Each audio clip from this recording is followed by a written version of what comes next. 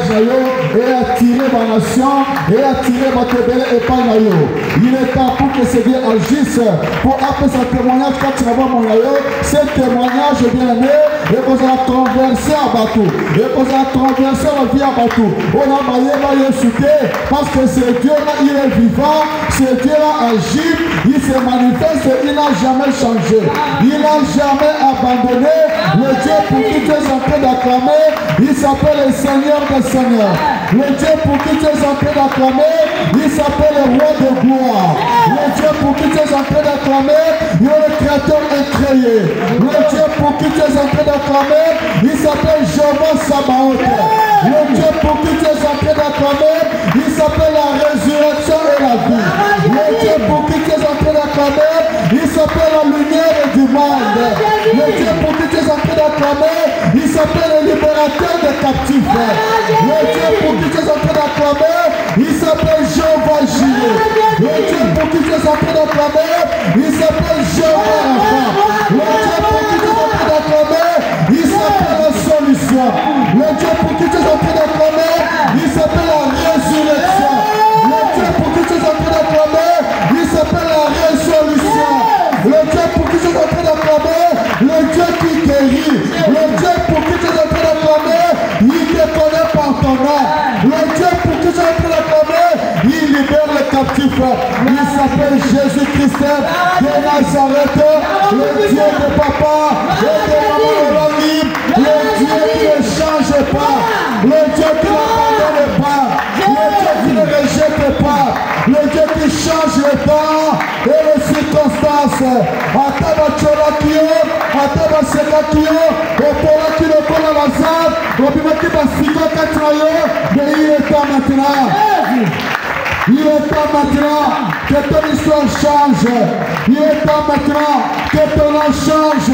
Il est temps maintenant que le soleil il est temps maintenant que Papa Wacholakio, Papa Lakobek la Yope Maboko, et Kabingo la Yokobek la Yomaboko, et Kabingo la Yokobek la Yomaboko, et Kabingo la Yokobek la Yomaboko, Yabomonayo. La parole de Dieu déclare dans le livre de Psaume 37, le verset 5. Recommande ton sort en l'Éternel, mets en lui ta confiance et il agira. Il n'y a qu'un seul Dieu qui agit. Il n'y a qu'un seul Dieu qui agit. Et lorsque ce Dieu agit, il agit d'une façon complète.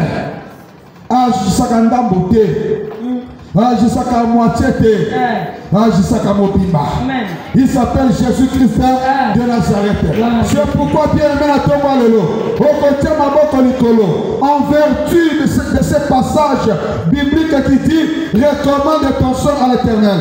Tu t'es présenté ce matin ici avec un sort et l'élection la boutou. Et les sagata au tambolaka, au solia, au solela, au sotambola, au solela, au sobodela, au solela, au solabuko, au solela.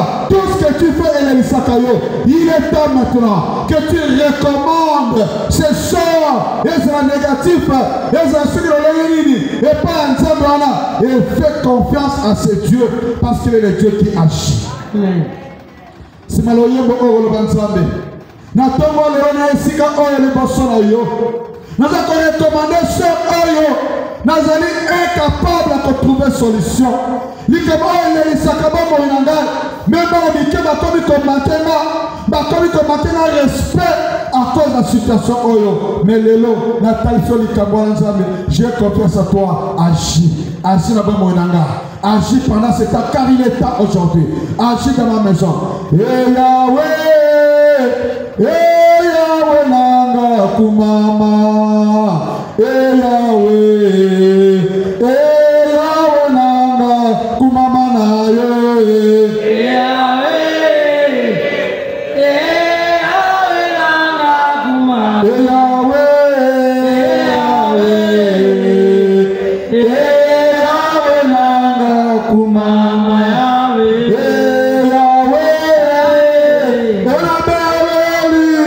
kumama,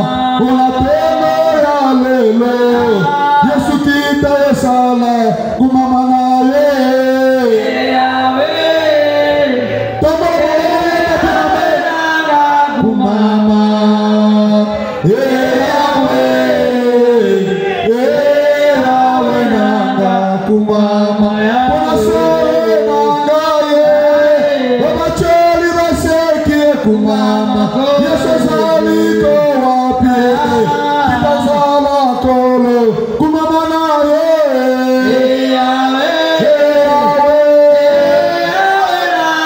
kumama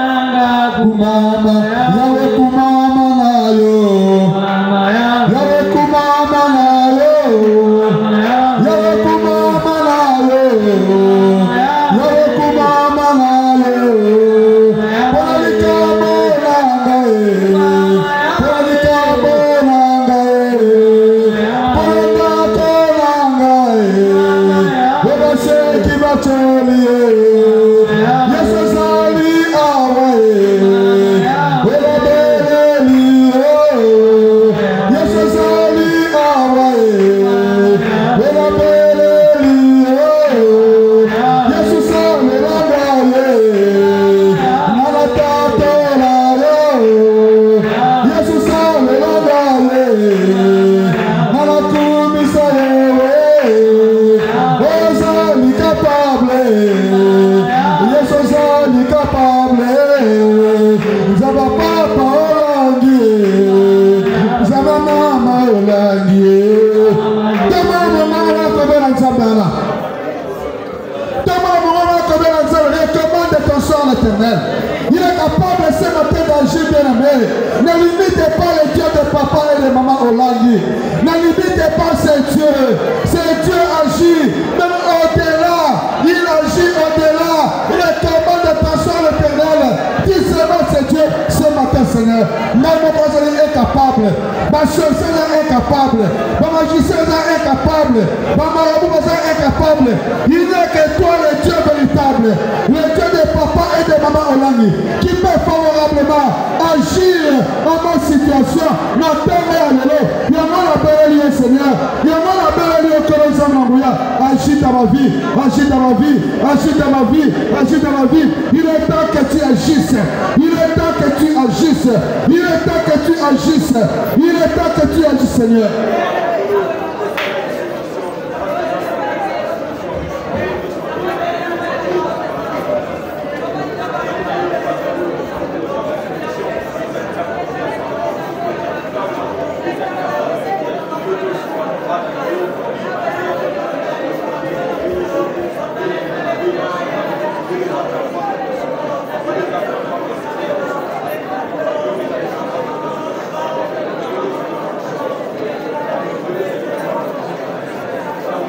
Il est Dieu, il n'a jamais changé. Bien aimé, écoutez, tu as un solo, mais toi-même tu n'as jamais palpé. Peut-être que tu te dis que moi je n'ai pas encore palpé. Et c'est un palpé avant la commission de mais c'est Dieu a toujours agi.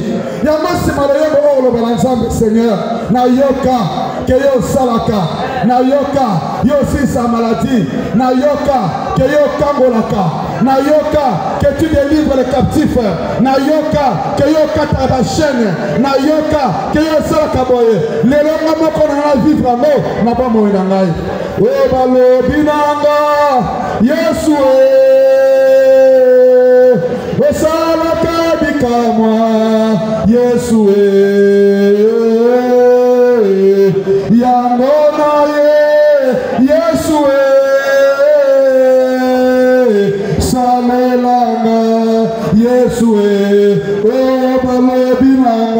balobinanga Yesu osalaka bikamwa Yesu Yesu ya nanga Yesu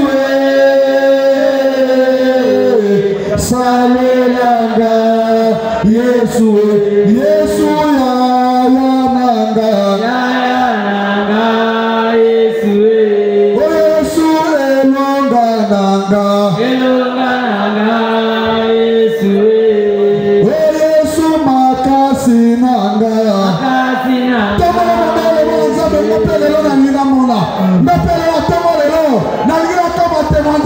Seigneur. N'a pas la temps à l'élo. La ligne a tiré la nation vers la Cameroun. Le conseil a la temps à l'élo. Yesu, na yoka pas la bateau. La bête à la bateau, la bateau, Yesu. La ligne pas la temps à l'élo. Yesu, la conseil a la bête à la bateau. Pour la gloire de Dieu. La bête à la bateau. La conseil pour la gloire de Dieu. La ligne a temps à l'élo. Yesu, n'attends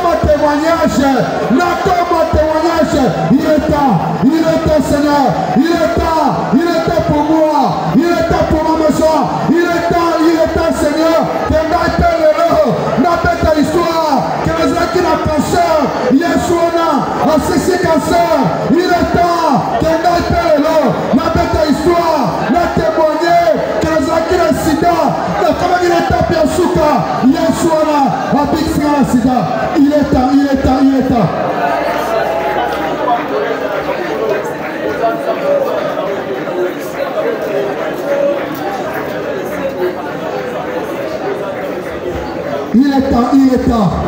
Il est temps. Et Seigneur, c'est un bagage spirituel. N'a pas moyen lancer un témoignage. Oyoka batu bien aimé. Libota na yo bazelaka. Libota na batalaka. Depuis à Kenya, depuis à Jena. Et là, quand il a prouvé biso. Oh bien aimé, il est temps. Que bon dimanche bien yo. Il est temps. Balaba que tu es assis sur la militant. Il est temps. Balaba que tu es un Dieu vivant, un Dieu tout puissant. Il est temps.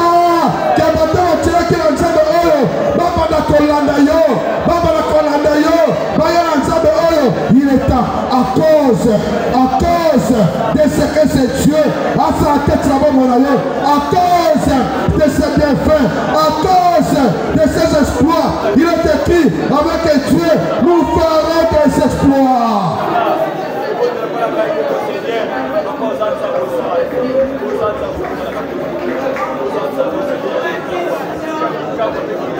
Il est temps. Il est temps, bien aimé. Il est temps que nous calobité. Que nous calobité le bac. Pendant que je suis en train de prier, pendant que je suis en train d'évoquer, Zambé Alola, le Dieu de papa et de maman Loni, situation Oyo, et pour moi, situation Oyo, est changée, situation Oyo, est comme positive, ce que j'ai qui négatif à côté de moi. Zambé Sala, le Dieu de papa et de maman Loni, Jésus-Christ de Nazareth, la tombe à l'élo, il y a comme un témoignage, il y a comme un canal, il y a bénédiction, il y a comme un canal, il y a bénédiction, il y a ndako na yo, il y a libata na yo, il y a mobali na yo, il y a mwasi na yo, il y a bana na bino, il y a comme un canal.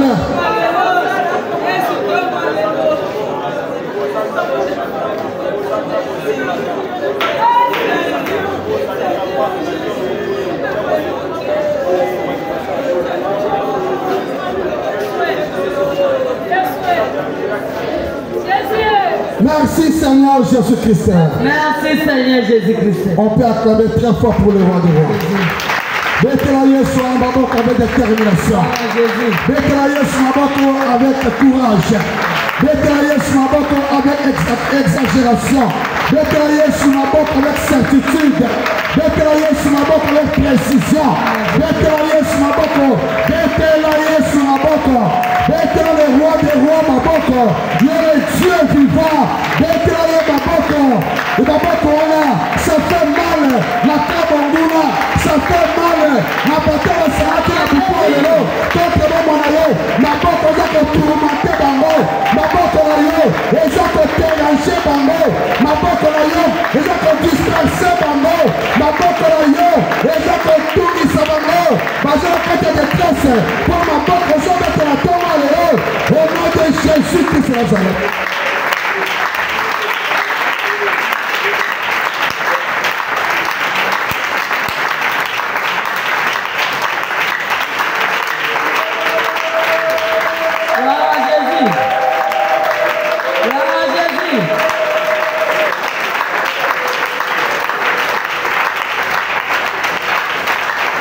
Ça change ta vie. Ça change ta situation.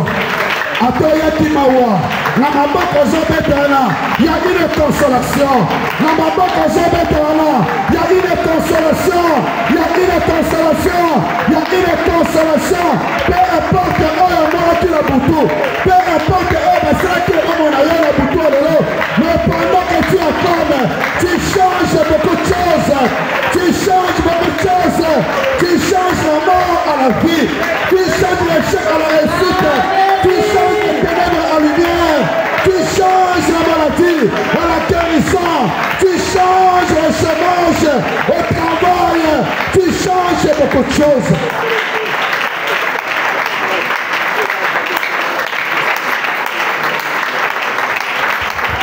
Amen. Amen. Amen. Amen. Amen. Amen. La Bible déclare, Dieu essuiera les larmes de tes yeux. Amen. Il va étendre un nouveau ciel. Il va créer une nouvelle terre. Le deuil va disparaître.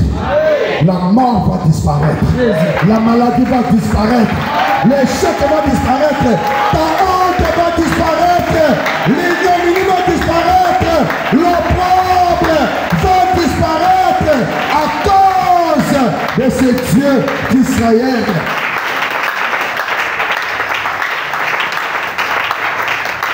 Nous bénissons glorifier ton Père de gloire. Toi le Dieu qui nous précède. Le Dieu qui s'est soufflé à lui-même. Qui peut te corriger. Qui peut te corrompre. Qui peut te reprocher. Tu es égal à toi-même, le Dieu Tout-Puissant.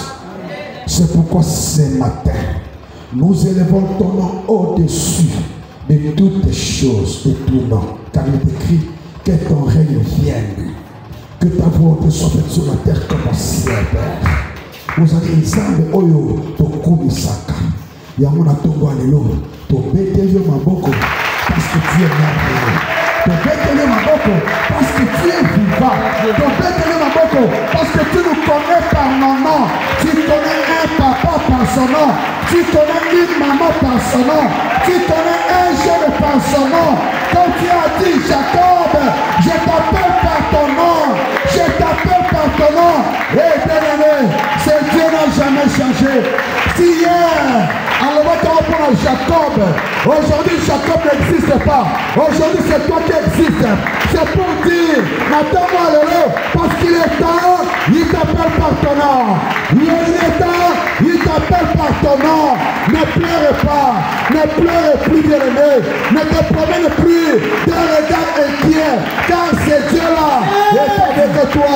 Mais à l'obaki, à Tanakati à Maï, à Mozana et Longo, Maï est comme Melayete, à Tanakati à Moto, il est le feu dévorant, à Matambo et Longonayo, Moto, et Kosi qui s'arrête, et ils allaient sur le gâté, mais ils allaient vérité absolue. Amen. Amen. Je suis disciple de Jésus-Christ. La cour à Joseph. Je suis agent de l'État. Disciple de la promotion Paul. Je suis marié. Père de plusieurs enfants. Amen.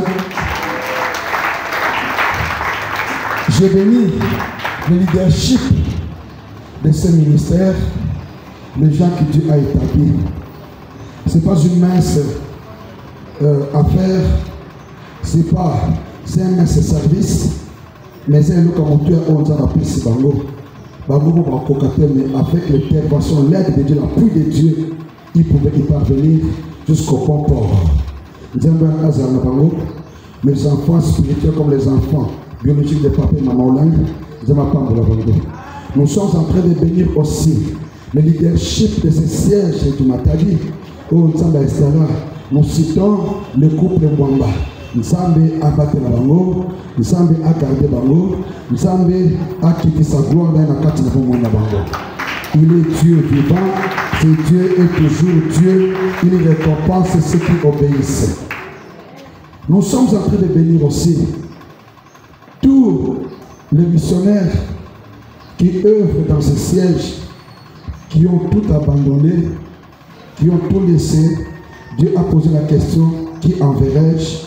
Il y a une maman, un papa qui s'est présenté, un jeune qui dit, mais voici, envoie-moi. Ils allaient faciliter, ils allaient fortifier dans le petit souka.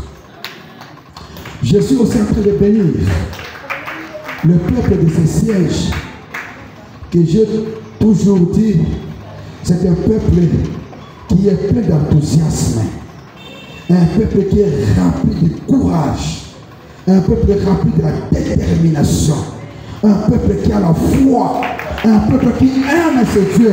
Attends-nous les autres, ils sont encore là.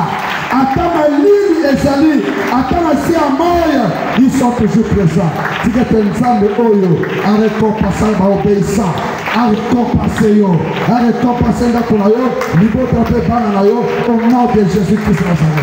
Nous sommes venus prier. Bien dans le Seigneur ce matin, nous allons exhorter afin que nous puissions faire la prière. Attends-moi, nous sommes dans le livre de Chroniques chapitre 33, du 1er à la 12e, 13e verset. Ça, c'est ce qu'on avait lu le dimanche. Amen.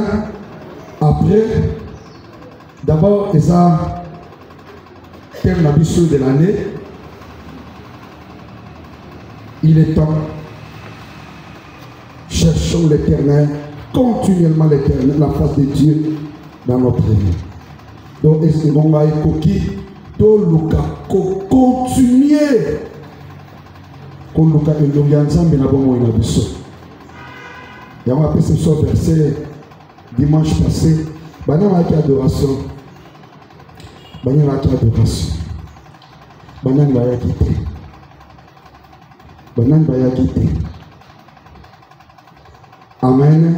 Donc va quitter parce que peut-être à cause d'une raison que je ne peux pas condamner, mais je voudrais tout simplement dire adoration et zalaka, moment mon bien aimé, et c'est le bisoto sanalaka, pour d'abord comprendre ma terre oyo, donc exhorter pendant la semaine. Et c'est le oyo kayango dimanche. Dimanche et zalaka, au côté approfondir, au comprendre. Mais pendant la semaine, ils avaient tellement que exhorter à mouquer de côté la prière. Donc ce qu'on comprend le dimanche bien aimé, et le lundi pendant la semaine que nous exhortons pendant les chaînes de prière, tu risques de ne rien comprendre. C'est pourquoi le Seigneur est en adoration. Ils ont encore merveilleux au temps de se manifester. Alors, dans Ésaïe 55, le premier passage de Tozoa qui est en 55, 6 à 7, Balobi, cherchant ou chercher l'Éternel pendant qu'il se trouve. Invoquez-le tandis qu'il est prêt. Que le méchant abandonne leur voie et qu'ils reviennent à l'Éternel. Dieu aura pitié d'eux. Amen. C'est-à-dire que bien aimé dans le Seigneur, cherchez l'Éternel.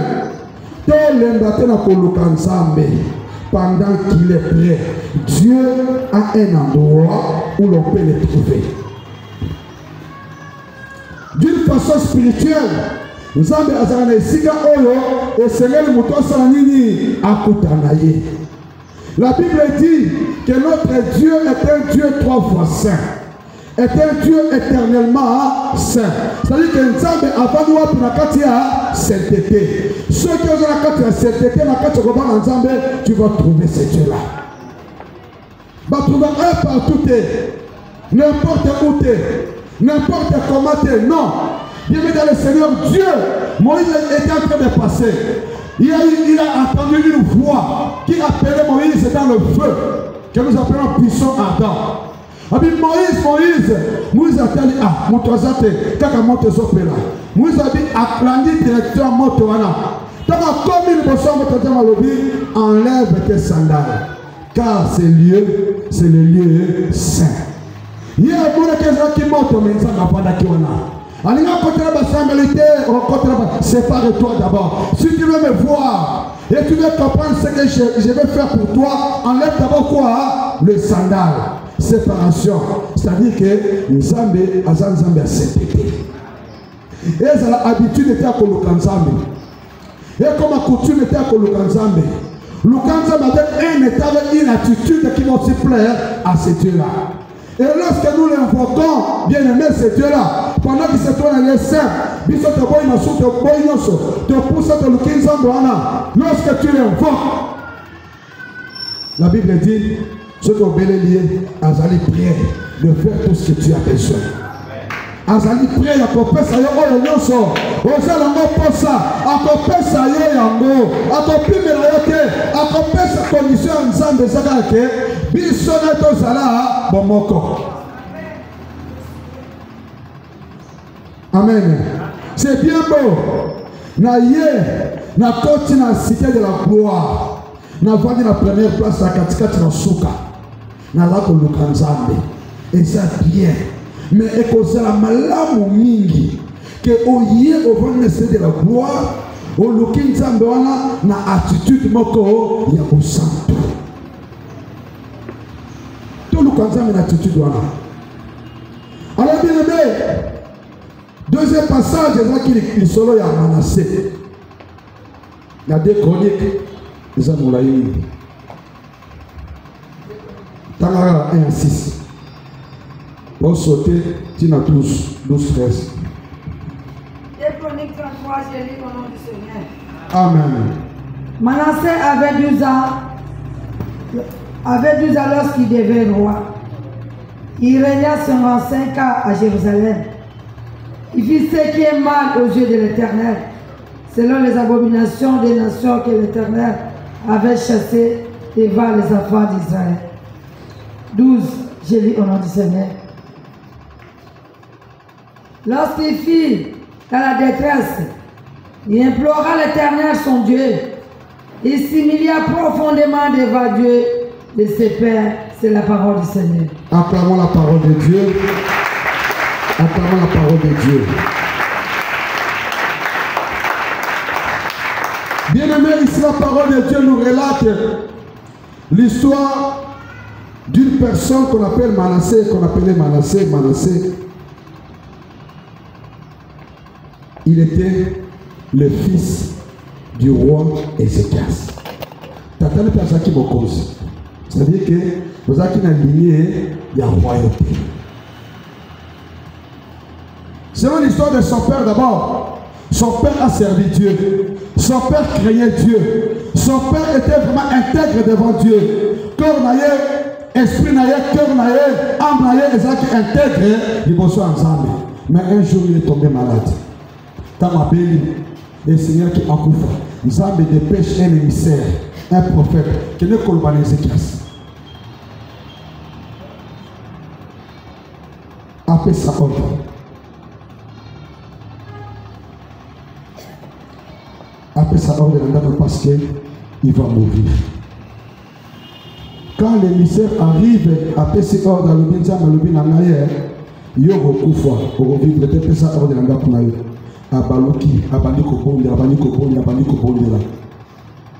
L'émissaire n'était pas encore sorti de la cour royale. Il y a 15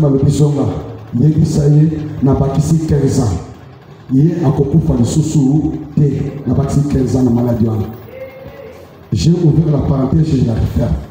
Maintenant, son fils Manassé, dans 12 ans, il va passer beaucoup. Et où il y a coutume, et où il y a bandanaki, il va passer pouvoir. Tu vas régner. Il a commencé à régner pendant un certain moment, à Baniko de Kone. À Baniko Sambakamoyo, qui depuis à l'Éternel. Parce qu'il a dévié la voie de Dieu. Après, il a commis comme ça pour se faire ça, monde à ténèbres, à se faire ça coutume, à se faire ça tradition. Chemin faisant, on a quatre comportements là, et puis c'est ça de Kanda. Basirien, Baye, Batie Basira. Batie Basira, Batie na Babylone. Avant, il y a 4 Babylone, souffrance à cause de esclavagisme. Bien dans le Seigneur. Lorsque on désobéit dans la loi de l'Éternel, automatiquement on devient esclave du mal. On devient esclave dans le monde des ténèbres. Il y a un moment où il y a situation échange à côté. Et là, ma camoufle, c'est une petite zone de colère à livrer.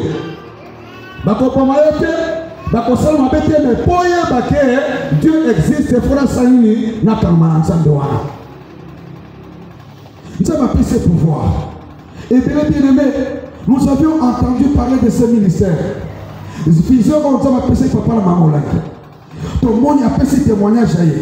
Comment il a vécu célibat du bon canada par divorce. Comment Dieu a fait dans ce ministère. Bah témoigner ses délais. Bah tout le monde va bandikoya. Bandikoya. Bah stérile bah yé. Bah chômeur bah bandikoya. Bah divorcé bah bandikoya. Bah maladie bah bandikoya. Bah situation bah bandikoya. Autant de situations où il y a un ministère, nous avons bandé comme ça. Nous avons bandé comme ça. Alors qui témoigne, nous avons papa, maman, il a sali. Nous avons qui stérile, nous avons 5 enfants. Nous avons qui pauvre, nous avons pédé. Nous avons qui a voyagé, limitation. Nous avons beaucoup de limitations à bandé comme voyager. Et nous avons qui boye, nous avons témoigné, après ce que nous avons classé, nous avons cabinet 4 secondes. Ma témoignage est belé. Ma coupé baillé la carte ministère. Papa Nico Bonda. Eh, papa la maman là.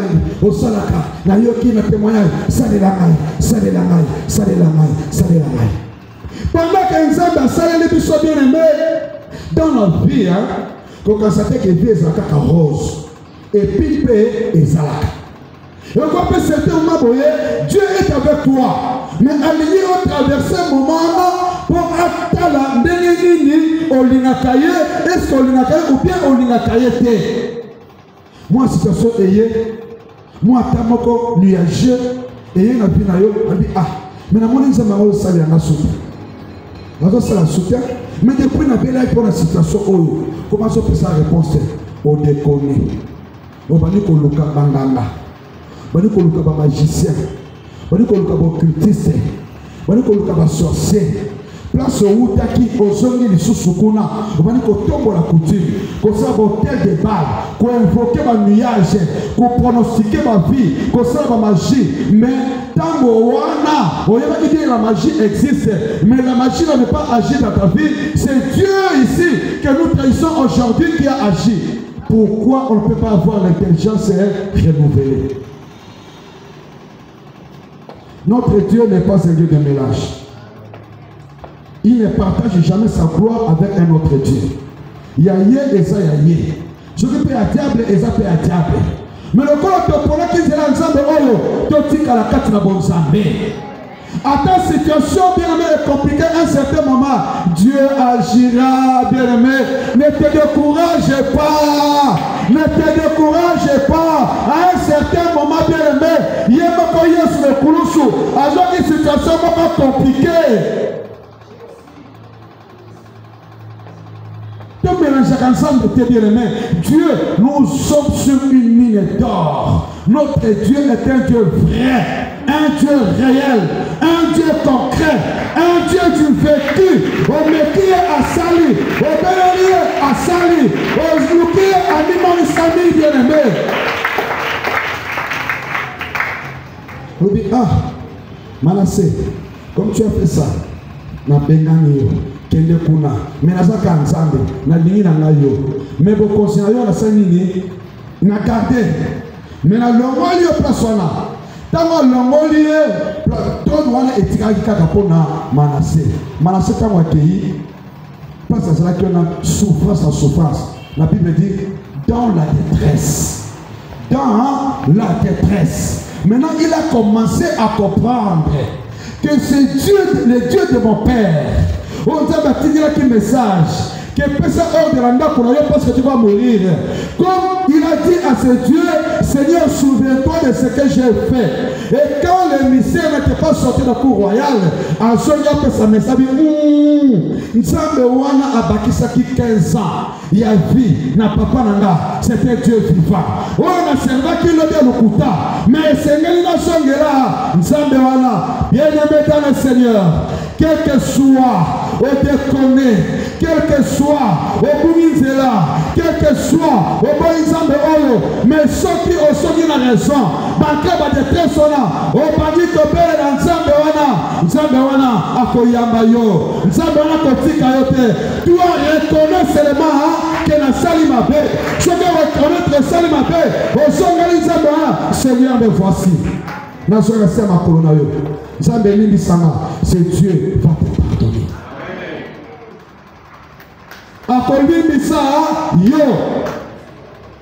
Maseke lukizane nabi na bandi kozonga Seigneur limisanga na ebike j'avais profané ton nom, j'avais profané ton existence Seigneur, j'avais offensé comme mon ayo na ba prophète Abal na magie na kindoki. Maintenant je me suis rendu compte que c'est toi qui es le Dieu tout puissant, tu es au-dessus de la magie, tu es au-dessus de la sorcellerie, tu es au-dessus de la coutume, tu es au-dessus de la tradition. Nous se fumons Yes, la Bible comprendre, Nzambe la comprendre, Nzambe la comprendre, Nzambe la comprendre. Et la Bible déclare, pendant qu'Amalek observe la repentance, Dieu a touché le cœur des Assyriens. Alobi na bango, mon conja sini. Yo, kende yebsa batula yo. Kaka ndenge batiaki basinga, bafungole basingana. Kaka ndenge batiaki bashene, bafungole bashene wana. Bana attaqué la prison, bafongola boloko wana, baswa Manassé, baswa Manassé, tina trône na yo. Et les gens n'ont pas compris pourquoi cela est arrivé. Bien aimé, comme ils ne connaissent pas la repentance, va comprendre de l'autre mon côté. Situation là, mon souci aimé, pour ça débloquer, et c'est le temps d'aimer la repentance. La repentance, bien aimé, touche le cœur de Dieu. La repentance affaiblit les ennemis. La repentance donne la victoire. La repentance donne la révélation. La repentance délivre bien aimé dans le Seigneur.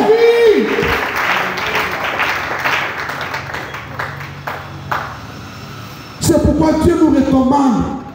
Manassé a son il a reconnu que le Dieu d'Abraham, il a reconnu que le Dieu d'Israël n'a 12 ans. 12 ans à mérita qui coûte.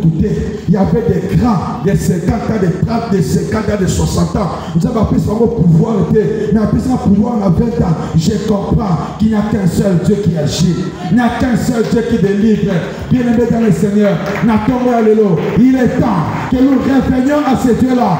Il est temps que nous reconnaissions la puissance de ce Dieu-là. Il est temps que nous reconnaissions l'amour que Dieu a envers nous. Que nous reconnaissions la bonté de Dieu dans la carte de mon avis. Il est temps. Il est temps. Il est temps. Qu'on perde le temps à ôter bien aimé la futurité. Nous avons appelé sur. C'est quand la logique qu'on a appelé sur. Nous avons appelé sur. Nous avons appelé sur Moussala. Na Kimokolo. Moussala. Les autres personnes solution n'a pas dans la moi c'est un pour la pour na yebike l'obi a repris sa source na combattre avec Dieu j'aime mon père. Mon serviteur prospérera. Mon serviteur prospérera. Il montera, il montera. C'est pourquoi j'ai la joie que je monterai. Je monterai. Lorsque je suis attaché à ce Dieu, je monterai. Tu monteras. Toi, tu monteras. Toi, tu monteras. Au combattant. Au combattant. Au combattant. Et moi, je sais que demain, par la grâce de Dieu, je vais témoigner. Nazara Kiboy, Namoussa Nanai, je m'appelle Sinamati. Et j'aimerais te dire, bien aimé, reste fidèle à ce Dieu-là. Tu monteras. Je te dis ce matin, reste fidèle au Dieu de papa et de maman Hollandi. Ceux qui ont besoin à accompagner à 10. Ceux qui ont besoin de guérison, Minganga Bakotite, dans le témoignage Hollandi dimanche, bien aimé, dans ce témoignage, 7 fois l'opération, 7 fois. 5, 6, 7. Motoku Fakate. Batia Bambeli, Motoku Fakate. Batia Bambeli, Bandomaché Tournaïete. Parce que loi était le maquis, qui a un niveau de faire l'opération. Mais le col en démêlant ensemble Oyo, le col qui n'a foi ensemble Oyo, Zamba Telemi, à lever l'opération là, n'a pas en tant que chemin à faire. Bien même cette opération, ce n'est pas une mince affaire. Et ça facilité. Na katuana, na ba métier ba yebi, na ba yebité, parce que la connaissance, on va débrouiller la coopération, parce que la carte. Mais imagine-toi cette fois, notre sœur est sortie vainqueur à cause de Jésus-Christ. Moi, je te dis bien aimé, quel que soit le nombre de fois, on va condamner, nombre de fois, on va emprisonner, nombre de fois, on va enchaîner, nombre de fois, on va lier, nombre de fois, on va modifier, attends, bateau modifier, mais laissez-moi te dire que notre Dieu, il est Dieu tout-puissant, il est capable, bien aimé, en un seul jour, comme il est temps, de mettre fin à cette malédiction, de mettre fin à cette condamnation, de mettre fin à cette situation. Où est le Sakayo? Il est capable, ce Dieu-là. Coca-Cola Kanzambe na yote. Coca-Cola Kanzambe papa la maman l'angité. Il est le Dieu vivant, le Dieu réel, le Dieu qui agit bien aimé. Attends ceux qui ont un fouetté, il y a quelqu'un qui témoignage, il y a témoigner. L'anda qui témoignage, le mot qui témoignage est comme Yanga. Oh, le lobby est comme Yanga. Oh, la yoki est comme Yanga. Demain, je vais témoigner la grandeur de ce Dieu. Comme mélanger Nzambete, papa. Comme mélanger Nzambete, maman. Comme mélanger Nzambete, Elenge.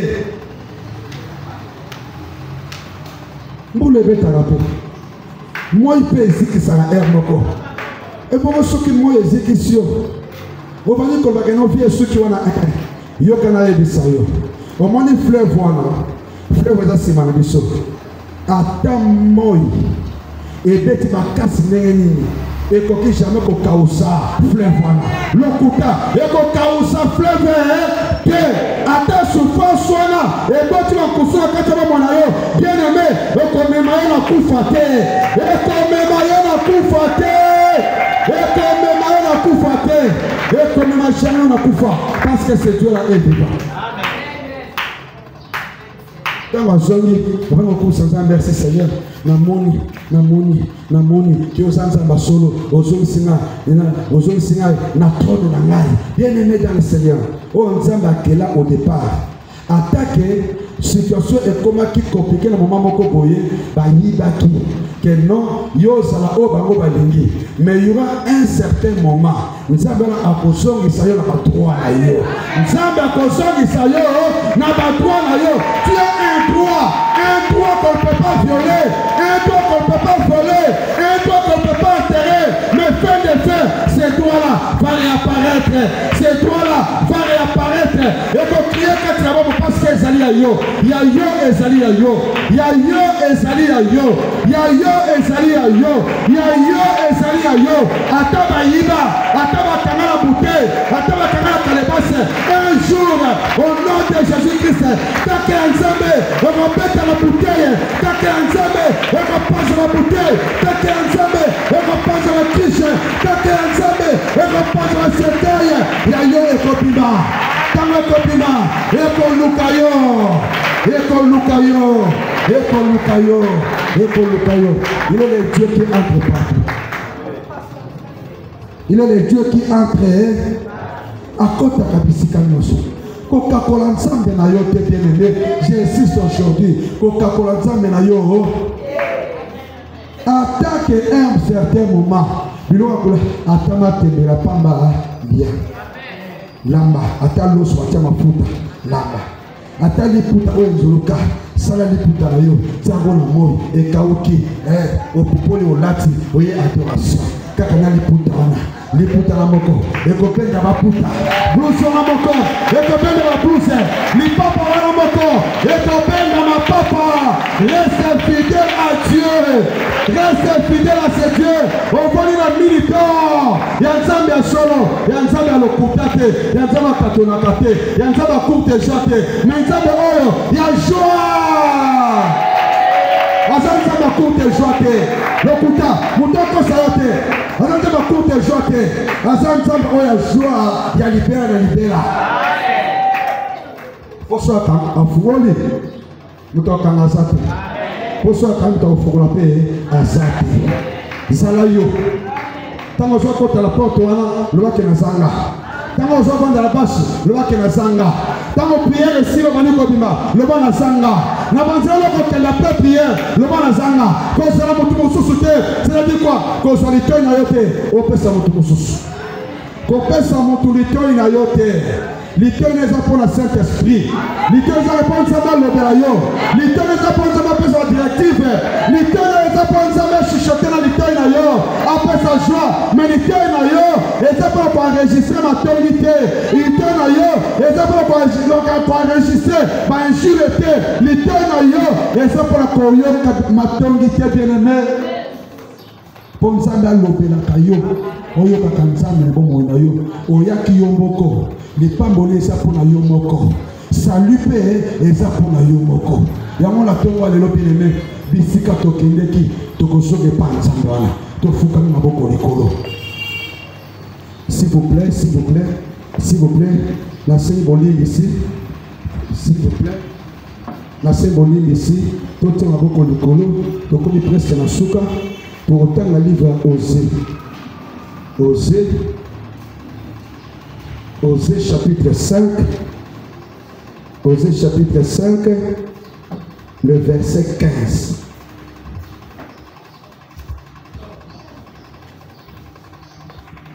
À Dieu dans les derniers jours, je m'en irai dans Kosongaka, je reviendrai dans ma demeure jusqu'à ce qu'il avoue coupable et cherche ma face.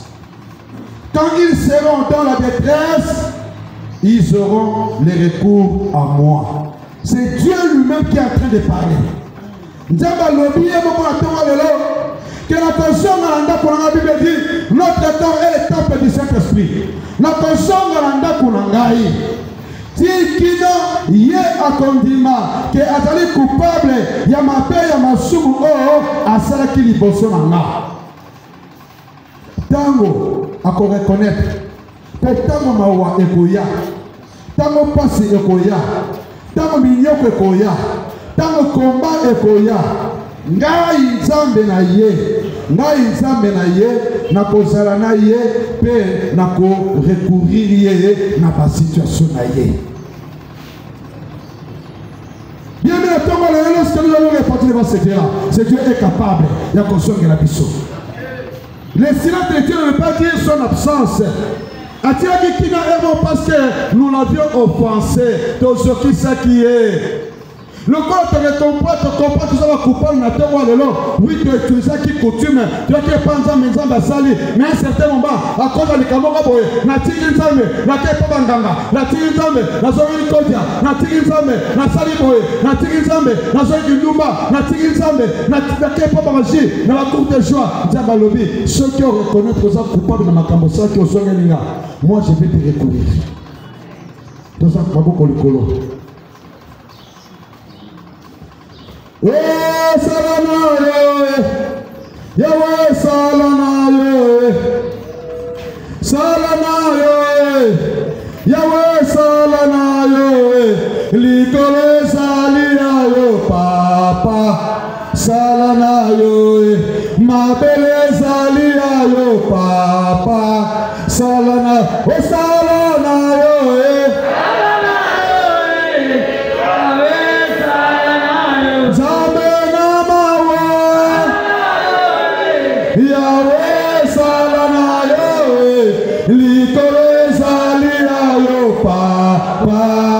salana yo ma beleza lia yo papa salana yo ona teme ya lelo ngai nandi mi ma benanga ona teme ya lelo ngai nandi mi ma benanga ye ya mona beleli yo papa limbisanga ye ya mona beleli yo papa limbisa o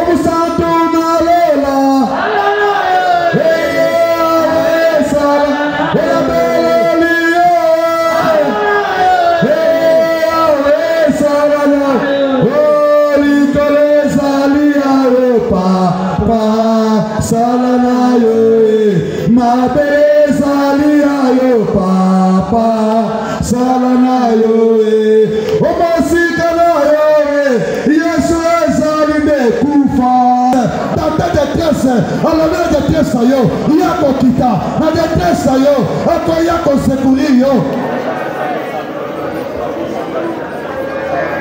mina boyi Seigneur na songe pa na yo moyibi na tika ki na songe la kiki moyibi wala mais lelo na su décision na songe li yo na yo na sema corona yo Yesu situation na songe la ki ememi maladie ememi kufa ememi blocage j'avais scroqué na futa kabanyongo ya batu te na futa kabanyongo ya batu te kozanga ko futa banyongo ya batu ememeli ngai makambo bele yango na songe na sema corona yo Yesu yokelanga mawa Yesu yokelanga mawa aie pitié de moi Seigneur.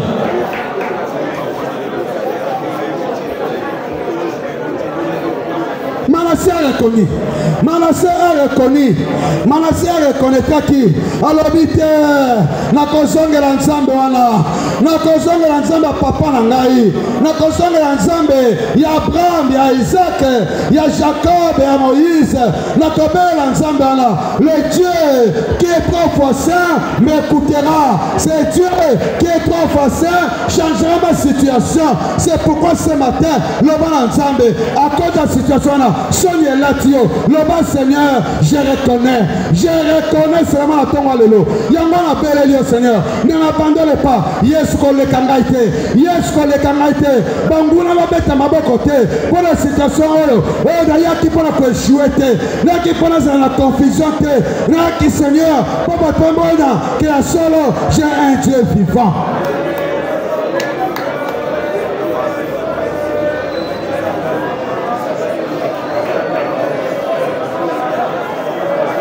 Dans leur détresse, il invoquait le Seigneur et Dieu le délivra. La détresse de ma kangolaka, la détresse de ma pikisaka, la détresse au Bélier, il change de situation.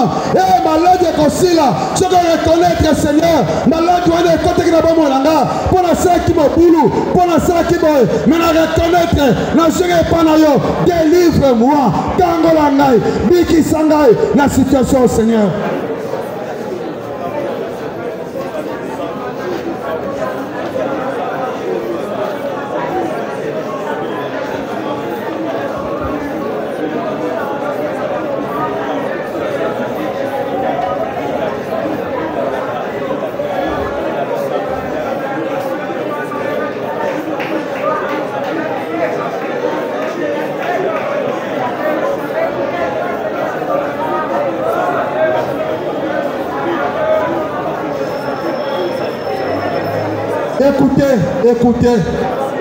Écoutez, bien-aimés dans le Seigneur. Nous aussi, ça toujours dans Osée, chapitre 6, à partir du verset 1er. Venez, retournons à l'Éternel, car il a déchiré, mais il nous guérira. Amen. Nous avons Zokisaka. Je m'appelle qui est belé, je m'appelle à cause Zokisayo.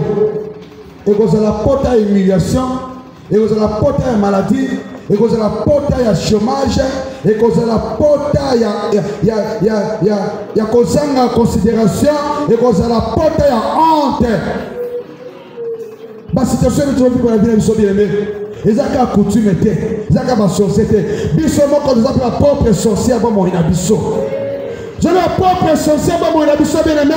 Nous avons le tout puissant, au gênant pour la situation là, mais change quand même la position parce qu'il a dit lorsque tu changes la position, il changera aussi ta situation. Quand on doit quitter, bisoma de comment bandoki, mitema auto comment on va, mitema on va qu'on supporter bien. Dans un lobby, il a déchiré, il guérira. Olobanza mais tout monde a zongeli yo. Pota oyo yo moko zokisaki ngai. Nzambe pesa na guérison. Situation oyo yo moko tina ki okatranda kunanga. quand tu ne vas pas à cause de l'iniquité, à cause de la désobéissance, Nzambe n'appelle lui à ton allélo. Guéris ma maison, guéris mes enfants, guéris mon épouse. Tomba mon mongo, balaka bandela, balaka bandela, balaka bandela, balaka bandela, balaka bandela. Pitié! Là-bas, pitié! Pitié! Kala Yesu Christo! Natama lelo! Yokalanda bawa! Yokalanda kulanda bawa! Yokalabana langa bawa! Bapota nyonso! Oyo tindaki! Nakanda na yo! Nanda kulanga! Lelo! La songalia! Lelo! La belalia! Kangolanda kulanga! Guéris ma maison! Guéris ma maison! Ozatama la kolikolo! Ozabouche maboko! Ozabandela! Zambe! Guéris na kulanga! Guéris na kulanga! Guéris na bonanga! Na bapota yo tindaki! Na basouffrance yo tindaki! Na tongo lelo! Yesu, tu es capable! Guéris ma maison, Seigneur!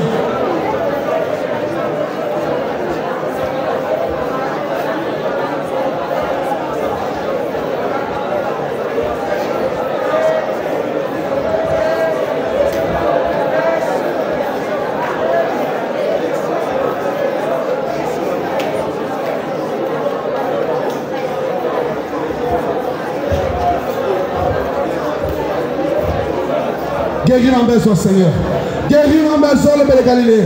À cause des obéissances, à cause de mon Koyokanangai, à cause du Seigneur de gloire, à cause du Seigneur, j'ai été trahi, Seigneur. Tu as blessé ma maison. Tu as blessé ma maison. Ma maison est remplie de plaies, une diversité de plaies. Mais attends-moi, Lélo, guéris ma maison, Seigneur. Guéris cette assemblée, Père de gloire. Guéris un papa. Guéris une maman. Oh, ils ont gagné, attends-moi, Lélo. Yeshua, guéris sa maison, Seigneur. Guéris sa vie, Seigneur. Pour t'amener tout ici. Et qui s'y est sorti, Seigneur. Attends-moi, Lélo. Tu es Dieu qui guérit. Tu es le Dieu qui guérit. Tu es le Dieu qui guérit. Merci Seigneur Jésus-Christ. Merci Seigneur Jésus-Christ. Tu as beaucoup de colo. Tu vas coller sur Christ. Coller sur Christ. Natongo alelo. Natongo alelo. Nguya makila na yo. Nguya makila na yo. We sopanaki. We sopanaki. Nangomba Golgotha. Nangomba Golgotha. Elongi sangai. Elongi sangai. Na bapota nyonso. Bapota nyonso. O ba jeta kilikolo nanga. O ba jeta kilikolo nanga. Quel que soit. Quel que soit. Pota. Pota. Et utaki na coutume. Utaki na coutume. Na mai. Na mai. Na banganga. Banganga. Na ba sorcier. Na sorcier. Na totem. Na totem. Na coutume. Na coutume. Ya papa na ngai. Papa na ngai. Ya mama na ngai. Mama na ngai. Na tongo lelo. Tongo lelo. Kola Yesu Kristo. Manzela makila na yo. Bapota nyonso. Oyo tungisaki nga. Ekauka. Ekauka. Ekauka. Ekauka. Pendant que bien le sang de Jésus, la parole de Dieu déclare, ils ont vécu à cause du sang de l'agneau. Makila Yesu. Ekausa bapota nyonso. Oyo ekote kreba mona yo. Quelque chose pas eutaki. Na tongo lelo. Na tina makila na Yesu. Yebanda ko kauka.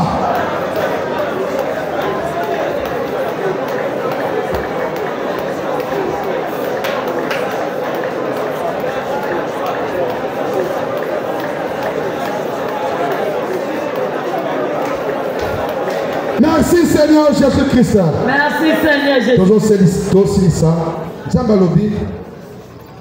Il a frappé, mais il bandera nos plaies. Amen.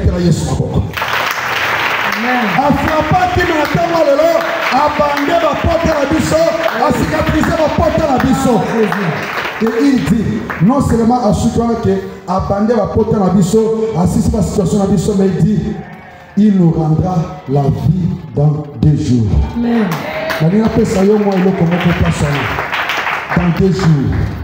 Aujourd'hui, nous sommes le 2e jour de la semaine. Le 2e mois de l'année. Comme il dit, il est temps. Le temps en question, c'est aujourd'hui mardi selon ce mois de février, il te rend la vie. Parce que d'ici quand qui vient, il y a des choses que nous avions fait. Nous avions sacrifié et l'autre moto. Nous sacrifié qui? La présence de l'homme sacrifié qui? Et c'est là qui qu'on a. L'homme il va nous parler. Il va nous rendre la vie dans 2 jours.